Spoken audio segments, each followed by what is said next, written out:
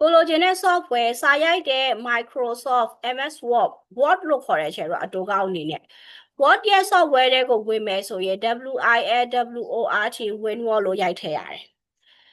Excel ဆိုတာဘာလဲဆိုတဲ့အခါကျတော့စာရင်းဇယားလေးတွေသုံးတာ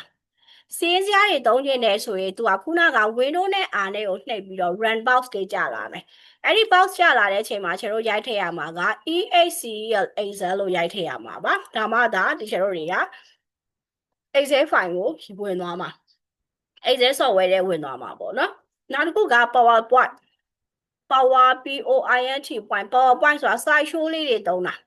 ဒါတွေသုံးမယ်ဆိုရင်တော့ဒီတို့က POWER Power PND ဆိုပြီးတော့ရိုက်ထည့်ရပါတယ် Adobe Photoshop SHOP Photoshop ကြားဘူးလားမသိဘူး Adobe Photoshop ဒီချေတို့တွေဓာတ်ပုံတွေပါပြင်တဲ့ဟာပေါ့နော်အဲ့ဒီ Photoshop ကိုဒီချေတို့တွေက shortcut ကတော့သူရဲ့ Photoshop ပါပဲ SHOP Photoshop ဖြစ်ပါတယ်ပြီးချေတို့စာရိုက်တဲ့မြန်မာစာအင်္ဂလိပ်စာရိုက်တဲ့ software ရှိပါတယ် Adobe PageMaker ဆိုတဲ့ software ရှိတယ်